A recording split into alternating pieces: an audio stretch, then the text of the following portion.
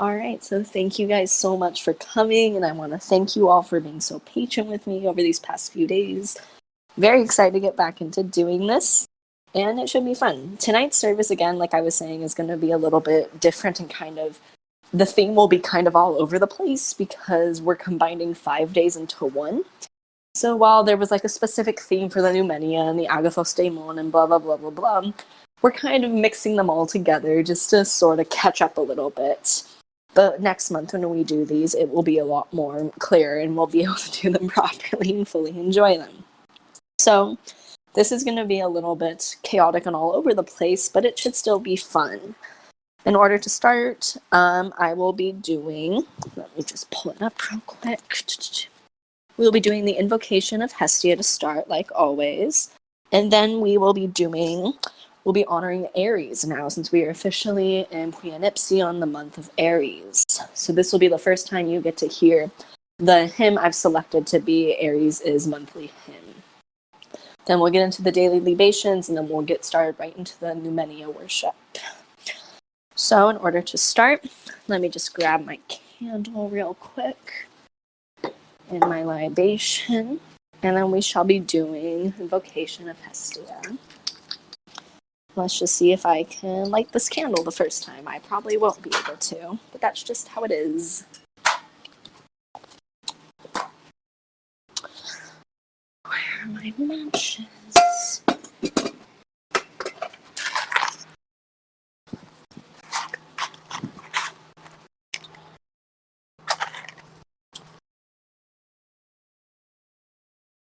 Come on. There we go, I lit it. Cool. All right. With that being said, here is our invocation of Hestia. Blessed Hestia, first among the gods, keeper of the sacred flames of Olympus, enter this home and make it your own, for you are welcome here. In your name, I light this fire. In your name, I make this libation of water. And in your name, I pray to the gods of mighty Olympus. Bless all who enter here with your peace and protection. Help all who dwell and are lost find their way to you. In first place, we honor the bringer of warmth and light, the fair maid who sits by her fire. Praise the firstborn of fearful Kronos and deep-souled Rhea. We invite her so we may enter her realm and teach the ancient mysteries in her eternal name. Hail, Lady Hestia. And if you would like something to repeat on your own, you can try saying, I thank Hestia in Greek, which is simply Ευχαριστώ Hestia. Now type the Greek pronunciation of that. Ευχαριστώ. That's how you say I thank in Greek. So Ευχαριστώ Hestia.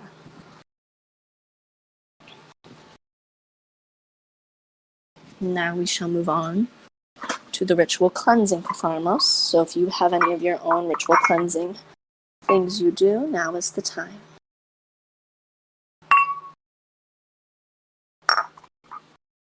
Here we go. Blessed Hestia, first among the gods. Oh, wait, wrong one. Blessed Thay, we rise with the sun and cry out your majesty. Let Xenia and Hagnia swiftly cure the land. Help us practice proper mitriotes and sophresin. Bless us with Oret and Sophia to grow. Eternal Eusbea and Charis we give to you. Let us bring you pleasure in our service and gifts. Mono kaloi parchiedo. Only good may exist here. By Apollon and Asclepios we be free of ill. By Poseidon Okeanos we be pure. By Zeus and Hygieia we be clean. By Olympus we be holy. Ευχαριστώ τους Theos. And glorious day, we sing to you with the setting of the sun, cleansed and veiled, to thank you for our presence in our ever mortal lives. Ευχαριστώ και χαρίτ.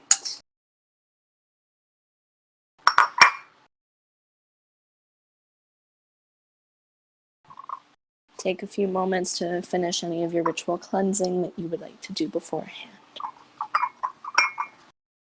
And now we will be moving into the daily libations in just a moment.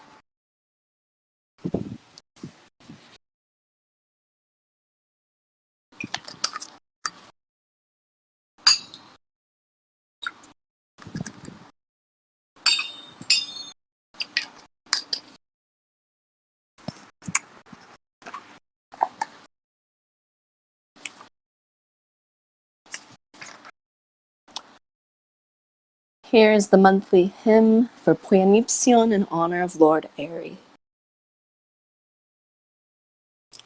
Lord Ares, god of war, son of Zeus and Hera, forceful and strong, god of turmoil and confusion, delighting in battles, strife, and the chaos caused.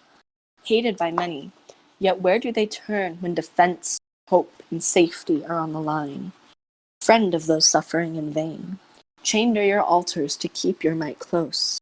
You handsome, bladed beloved of Aphrodite, protective father, you who protects while away and at home, skill born of muscle and bone, proven devotion and worth. You who aids our beloved in their roles, whether warrior, lover, or parent, battles joined in fear or faith. You who does not let their battle readiness lead them to pointless strife, might drawn from desperation, guarding unbroken spirit. You who watches your children, shows them how to rest, unwind, and let go, as you do in your beloved's quarters. As they stow their weapons after the killing strike, let not memories of the past be their undoing, having survived thus far, O mighty Ares. I thank you and praise you.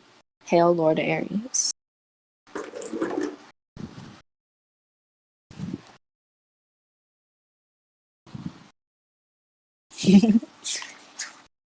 And now we shall do the daily libations. Today is Saturday, so we will be doing Hestia, Persephone, and Hades. May Hestia, who warms the hearth and brightens the home, who is ever first in the hearts of mankind, be with us. We honor you and praise your might. Hail, Lady Hestia.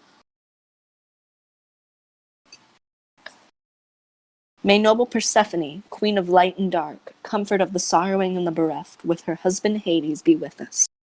We honor you and praise your might. Hail, Lady Persephone.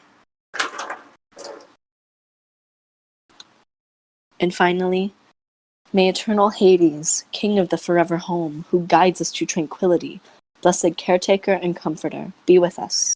We honor you and praise your might. Hail, Lord Hades.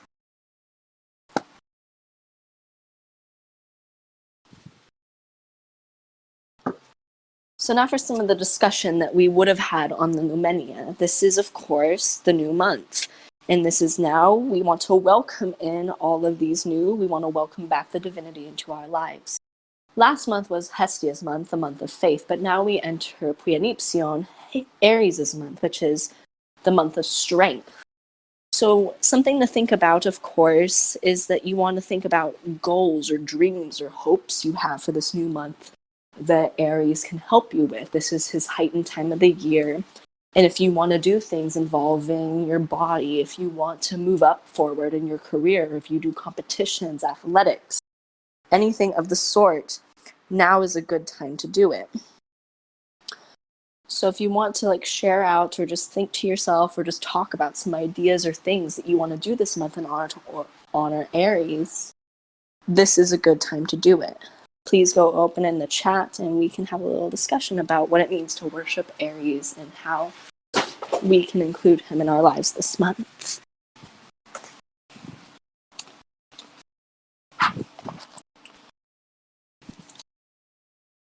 Something that I will be doing this month is I'll be finally getting a gym membership from across the street. I do powerlifting. So that's something I do in honor of Aries, but I think it's also a good time that if you're struggling with things, this is also a really good time to get help and to push forward and to combat the things that are causing stress. Honestly, I feel like you trying to take over that club is a very good way to honor Aries. It's very fitting. And I think he will gladly help you with that.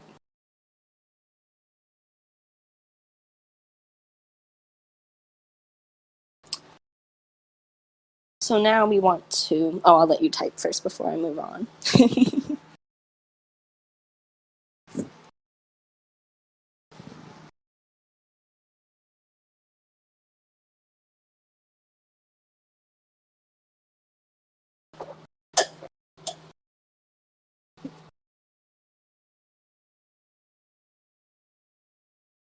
It's fun, I basically have a war council right now with the older president. Exactly, so channel Aries with that strength. And as we think about the Numenia and what the Numenia represents, it's a time to bring back gentle foundations into your life, like necessities, comfort, divine presence, safety, and all those things. It's a fresh start. So Aries especially can help bring in those feelings of safety and feeling like you're in control and like you can take charge of what you want to do this month, and to where you can just go at it and conquer any difficulty. I think that's the spirit Aries would want you to bring in. So since we're doing a speed run of basically the past 5 days, what I'll be doing is I'll be basically reading you and telling you about who was traditionally worshipped during these days. And we'll actually do some of the hymns, but we'll mostly be having some quick discussions, allowing people to share out and things like that. So for the Numenia, traditionally, what you would do is you would do Orphic Hymn 0 to Museos, which is an invite of all of the deities. It encompasses so many I can't even count them all. It's a very long hymn. So that would be the way we would start the Numenia, just to usher all that in. It's very long, so we will not be doing that today. But as we did that, it was a full welcome of the Fae returning to your home after the Deepnon, after that big cleanse. So people would praise and open their arms and doors and altars to divinity as it revives its presence to guide you this month. So we want to imagine it's all coming back to us, and after we've had a few days break from being able to do services together, we can welcome that feeling. Then people would do an offering to Museos, and the way I do this now is I'll take a chalice and I'll fill it up to the brim with milk, but I won't let it overflow. And I would use this filled up chalice as offerings throughout the entirety of the Numenia, instead of having an individual offering to each deity. And with that, we would move into the hymns of the Numenia. Traditionally, people would do Orphic Hymn 83 to Hestia, which would be to help and pray to her for keeping the home and altar secure in the new month. People would thank her for resources to keep their faith and home just full of life and sustaining. And then what they would do is they would do Orphic Hymn 14 to Zeus, and we will be doing this one tonight. I've chosen this to be one of our catch-up hymns. So if you wish to follow along, you can pull up Orphic Hymn 14 to Zeus.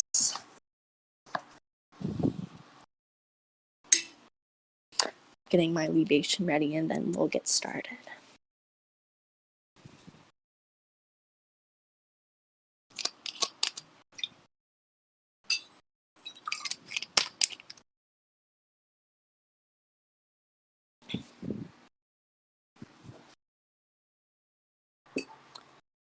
Here's Orphic Hymn 14.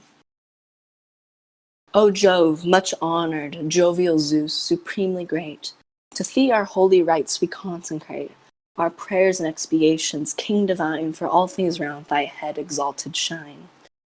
The earth is thine, and mountains swelling high, the sea profound, and all within the sky.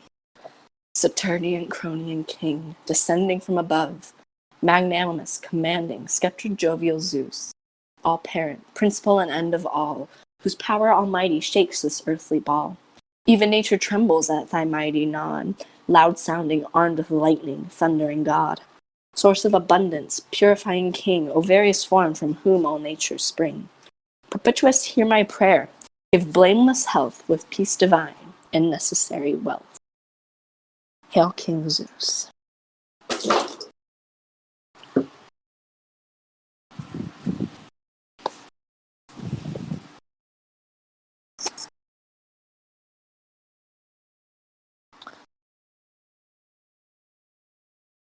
So with this hymn to Zeus, we would also traditionally offer the kataskos to him, and we would pray and thank him for being a protective and paternal force that fosters peace, justice, and guidance for you and your family in the new month. He would keep the household balanced and secured. So as we apply that to a modern perspective, that would be things like keeping your job steady flowing. If you live with others, helping keep the peace in that sense.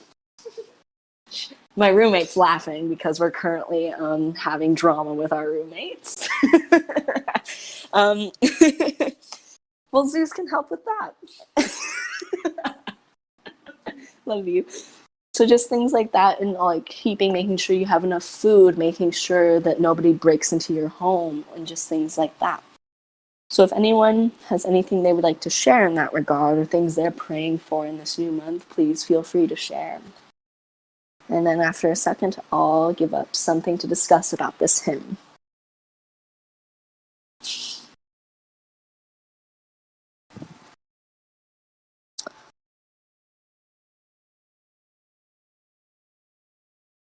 Something that is not really a discussion, but something I just want to highlight tonight is on the last line, which is, "Perpetuous, hear my prayer, give blameless health with peace divine and necessary wealth."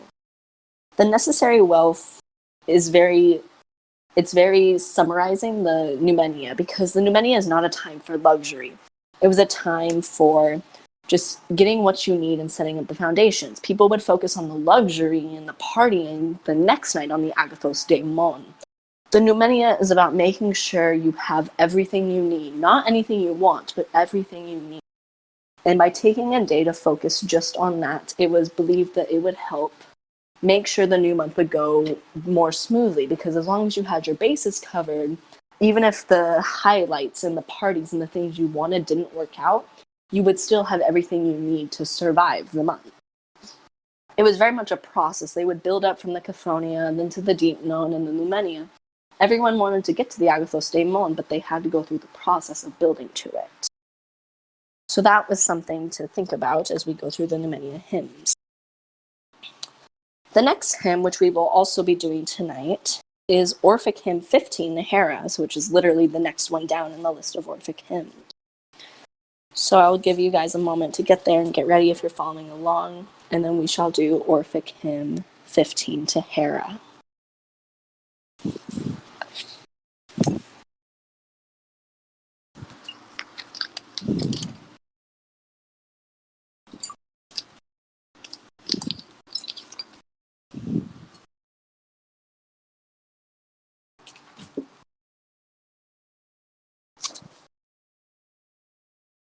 Okay.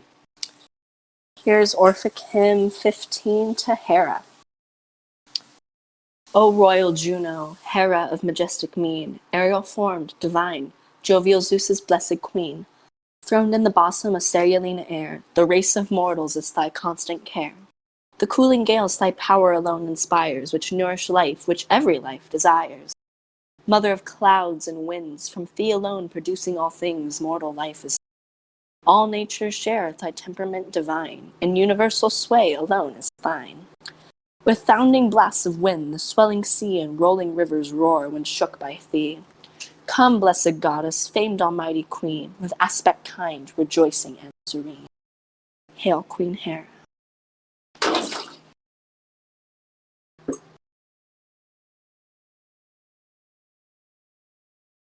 So within the worship of Hera, while Zeus was the paternal part, Hera represented the maternal. She would watch over partnerships, children, and family, and she soothed all disputes, keeping happiness abundant in your family and household. So her and Zeus would work together hand in hand during the Numenia. They were the parent figures of the gods. King and queen, mother and father, wife and husband.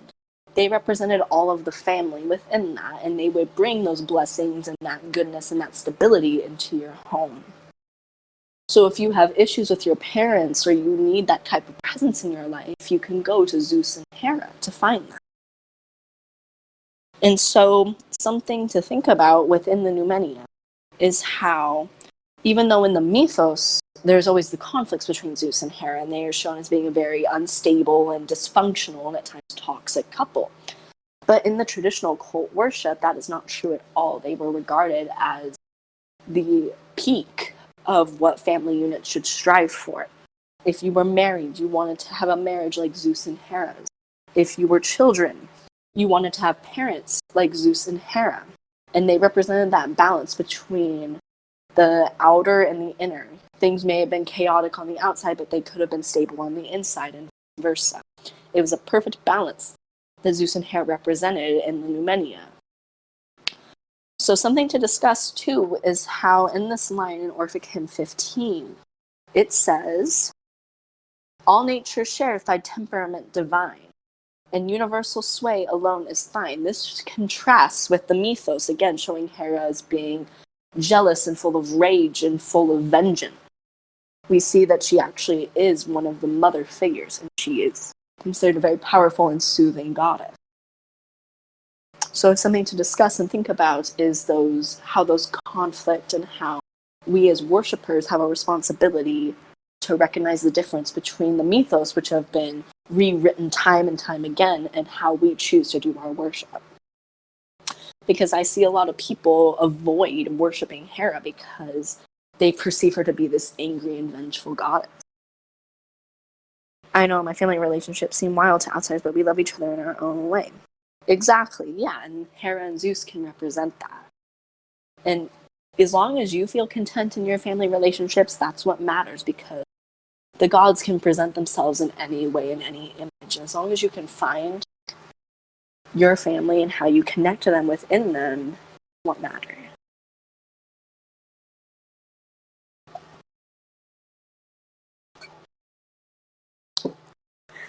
And I always hate when I see people who are new to Hellenismos always say that I'm terrified to worship Zeus and Hera because they scare me or because they seem angry.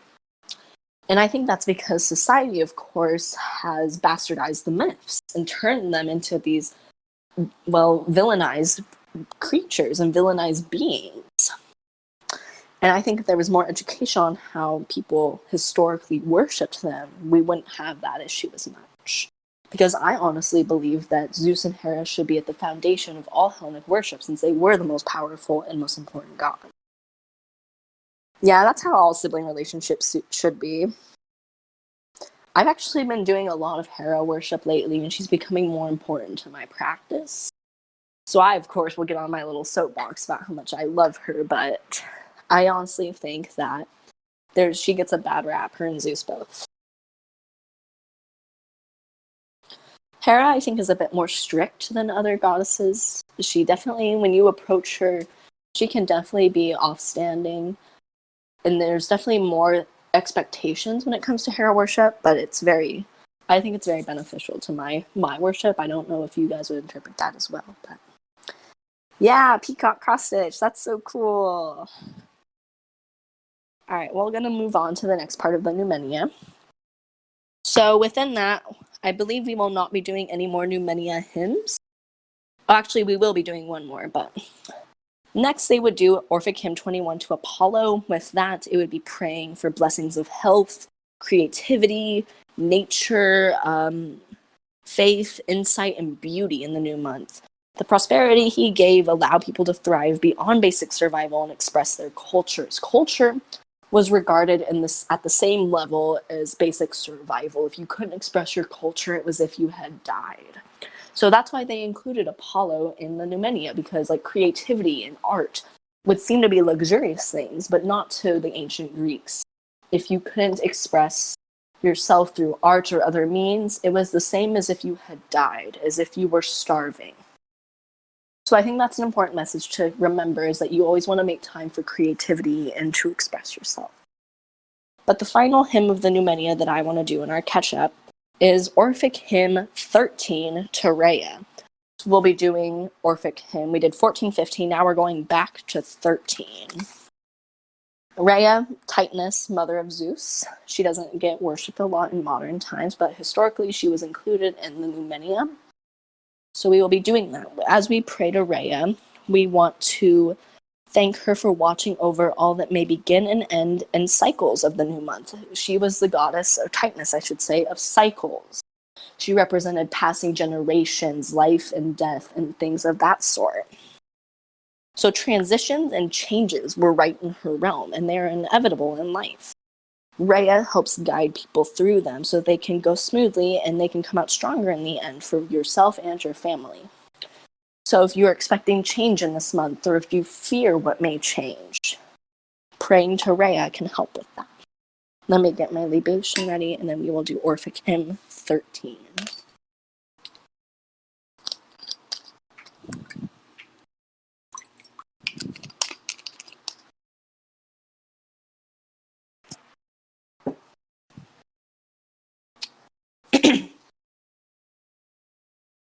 Daughter of great Protagonos, divine, illustrious Rhea, to my prayer incline, who drivest thy holy car with speed along, drawn by fierce lions, terrible and strong.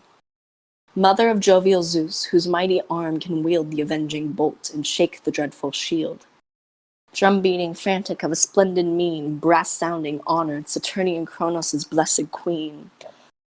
Thou joyest in mountains and tumultuous fight, and mankind's horrid howlings thee delight. War's parent, mighty, of majestic frame, deceitful savior, liberating dame.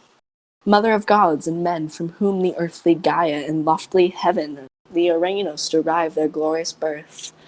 The aerial gates and deeply spreading sea, goddess aerial formed, proceed from thee. Come, please with wanderings, blessed and divine, with peace attended on our labors shine.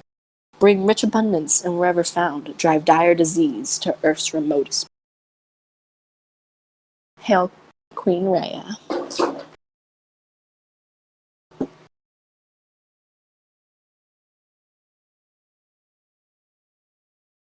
Oh, good. Sorry, I'm just replying to Annie real quick.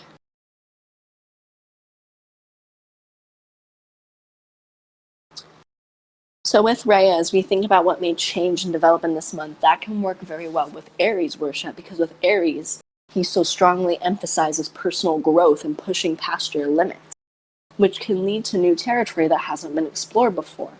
So I feel like those can go hand in hand with Rhea. So if you guys can think of any ways that you can connect Rhea and Aries worship further and continue to expand on that concept, share it out.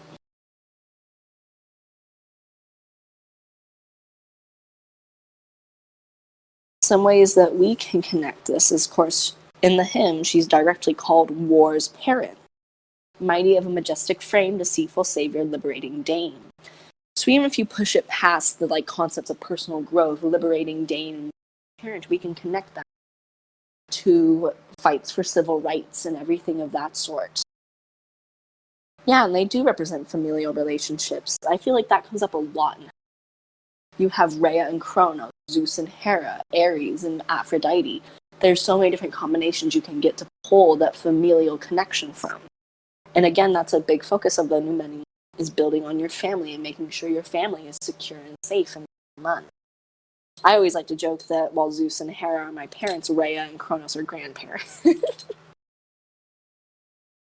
So we can find all of that. And then the way that they would close up the Numenia is that they would do the Katiskos ceremony. We can get fully into how to make a Katiskos next month, since we kind of missed it this month. But what they would do is they would offer it. It's basically a little jar full of non-perishable foods like oil and water. And they would declare it to the gods and store it in their pantry. They would pray for plentiful food and for money, clothing, shelter, and other resources needed to live comfortably.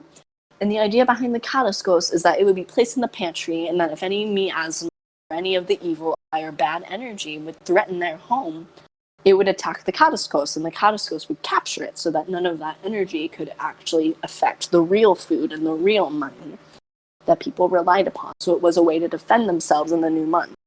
And people would change their Katiskos and make a new one every month in the new menu.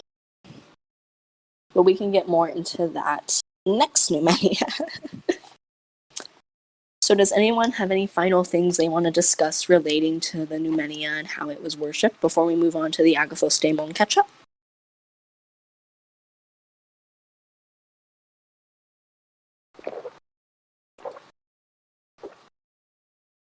All right, I'll take that as a no.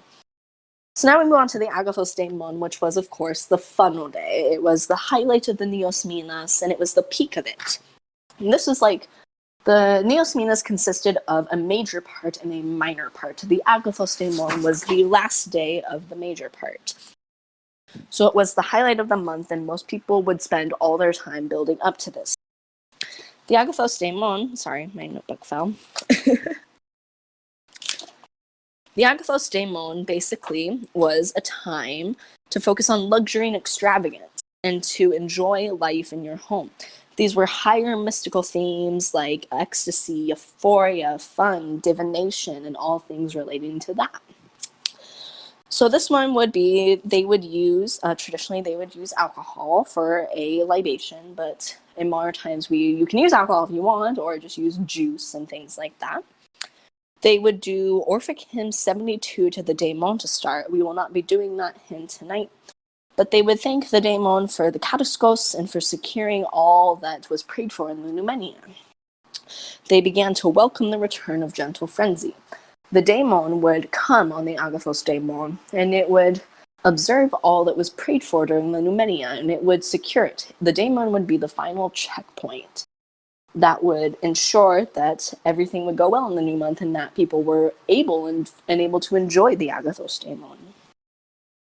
So they would move, this is when they would move the Kataskos from the altar to its resting place in the pantry for the rest of the month. So then people would move on to the pouring. Oh my god, my notebook keeps falling. They would move to the pouring ceremony, which is where they would take a giant basin, one even bigger than the one they would use for regular libations. And this was usually a special basin that was used only during the Agathos Daemon.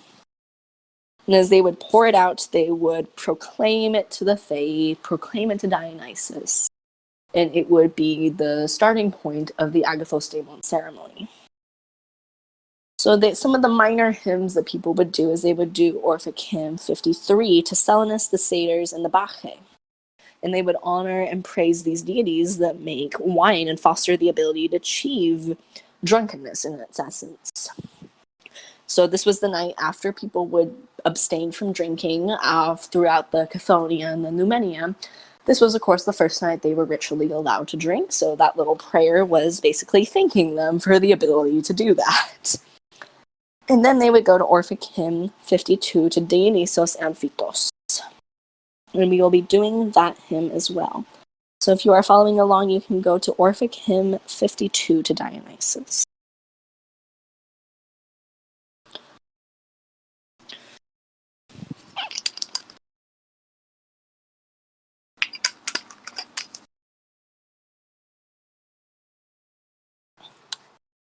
Okay. Terrestrial Dionysos Chthonios, hear my prayer, awakened rise of nymphs of lovely hair.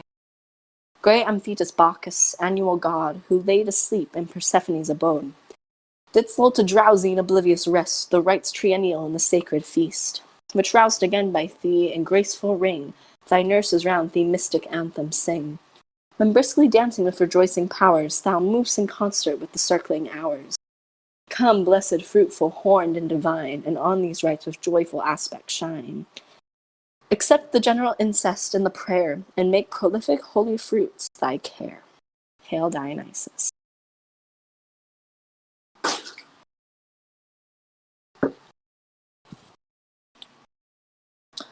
So the thing with this hymn that I think is the most jarring thing is the reference of Persephone. And I actually didn't know this before I looked into it, but it is specifically Orphism is a branch of Hellenism that was inspired by the Orphic hymns, and it was a very niche branch. And in this branch, Persephone is considered the mother of Dionysus. And that is I personally do not believe that, and I don't ascribe to Orphism, at least that aspect of Orphism. But this hymn directly references it and how Persephone is connected to Dionysus. But she's also considered, like Hecate is a triple goddess, Persephone is considered a double goddess in Orphic beliefs. So she was considered both the mother and lover of Dionysus. And while I don't know if you guys personally subscribe to that, but it was something that I didn't, but I think it's curious to discuss the implications, especially with the combining of realms that can come up with that. So how can we connect worship of Persephone to worship of Dionysus? Regardless if you do it in the Orphic sense or in the traditional Hellenic sense.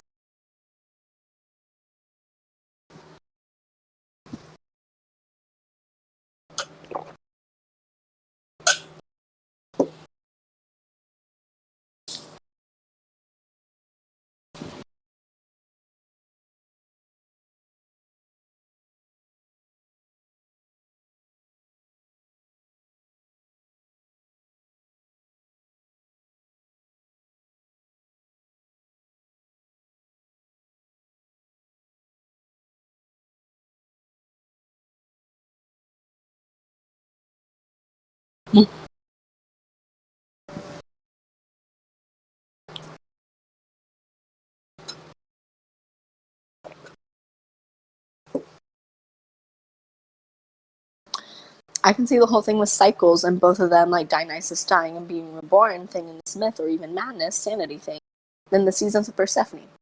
Because Dionysus, that's a good point, because Dionysus was also considered rustic god. He was also involved with the harvest and things like that.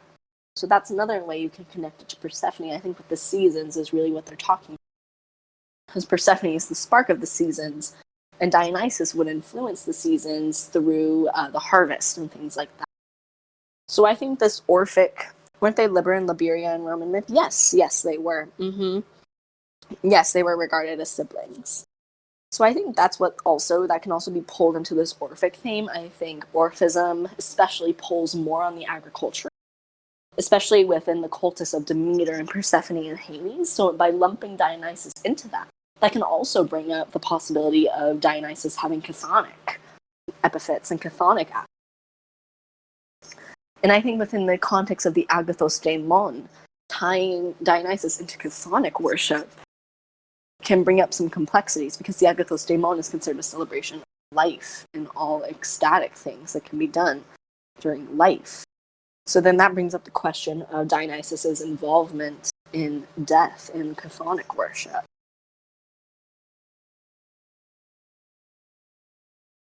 Within this hymn, it's considered that it's expressing thanks for the ability to express with wild abandon. And he wishes and allows for people to experience pleasure in all aspects of their life, breaking the taboo. And that taboo aspect is how I believe we can tie it into chthonic. Because in ancient Hellas, no one wanted to worship the chthonic deities except for when they had to, like on Elefsinia. So Dionysus is a reminder again that in ancient times, all of this was considered taboo, but people were still doing it. And it can be a gentle reminder nowadays to continue to break those taboos when they are needed.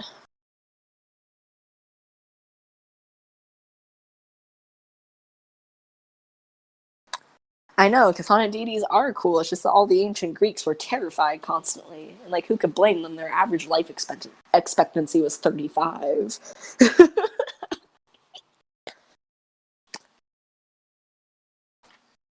The thing that I think is really funny is that the chthonic worship, it was not done as wild. It wasn't done as often in ancient Greece, but when they did do it, it was like the biggest festival of the year. So I think that's really telling. Like, we're only going to worship the chthonic deities once, but you best believe it's going to be great when we do it. Because, like, that's the whole premise behind the Eleusinian Mysteries. It was considered the most important festival for any Greek to observe. And it was pretty much the only time chthonic deities were openly worshipped. Yeah, 100 small bars for 1 week-long rager. Actually, the Eleusinian Mysteries were like 9 or 10 days, I'm pretty sure. Even longer than a week. But regardless, that concludes the Agathos Daimon. We're quickly moving through this. Now we're on to the Tritomenes, which was the first day of the minor part of the Neos Minas. So the Tritomenes was basically, it was a time to focus on revitalizing mental strength and engaging your intellectual. This was about being sharp and keeping up your curiosity and creativity. Your mind was a beautiful gift the gods blessed you with, so now you would thank them for it. And this was also simultaneously a chance to honor the birth of Athena. So there were 2 deities that were worshipped during the Tritomenas. First was the Graces, with Orphic Hymn 59. People would pray to them for imagination, curiosity, and all the beautiful aspects of life that people had and that people created for themselves. It was from friendships to art, writing, and all that comes from the mind and senses. We will not be doing this hymn tonight, but next Tritomenas we will. The second one, and the one we will be doing tonight, was a hymn to Athena. And this was to pray and thank her for academic or professional blessings, and how her gifts promoted learning, personal growth, self-defense, and protection, and the protection of all people held close. For this hymn, we actually won't be doing an Orphic hymn, we'll be doing a Homeric hymn. We are doing Homeric hymn 28. So I'll give you guys a minute to find that hymn if you are following along. You can just find it on faye.com because they have everything.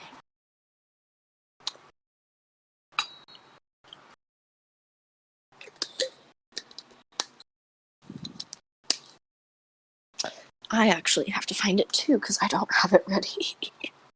Homework.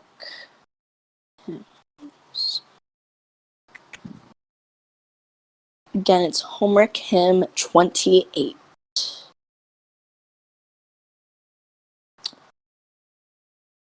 Okay, here it is. I begin to sing of Pallas Athene, the glorious goddess, bright-eyed, inventive, unbending of heart, pure virgin, savior of cities, courageous, Tritogenian. From his awful head wise Zeus himself bare her arrayed in warlike armor, flashing gold, and all seized, all the gods as they gazed. But Athene sprang quickly from the immortal head and stood before Zeus, who holds the aegis, shaking a sharp spear. Great Olympus began to reel horribly at the might of the bright-eyed goddess, and earth round about cried fearfully, and the sea was moved and tossed with dark waves, while foam burst forth suddenly. The bright son of Hyperion stopped his swift-footed horses a long while, until the maiden Pallas Athene had stripped the heavenly armor from her immortal shoulders. And wise Zeus was glad. And so hail to you, daughter of Zeus, who holds the aegis. Now I'll remember you in another song as well. Hail, Lady Athene.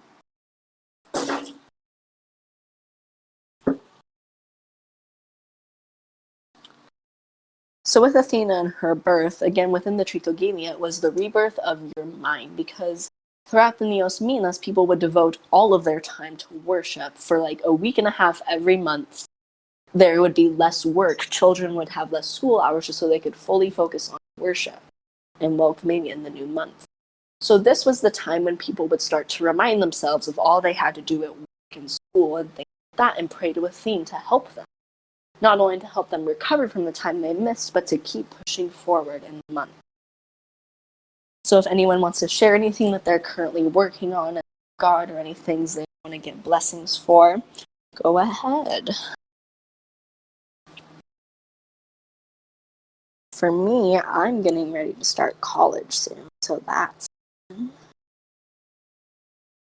And also potentially looking for, well, not potentially, I'm definitely going to look for a new job soon. So that's that.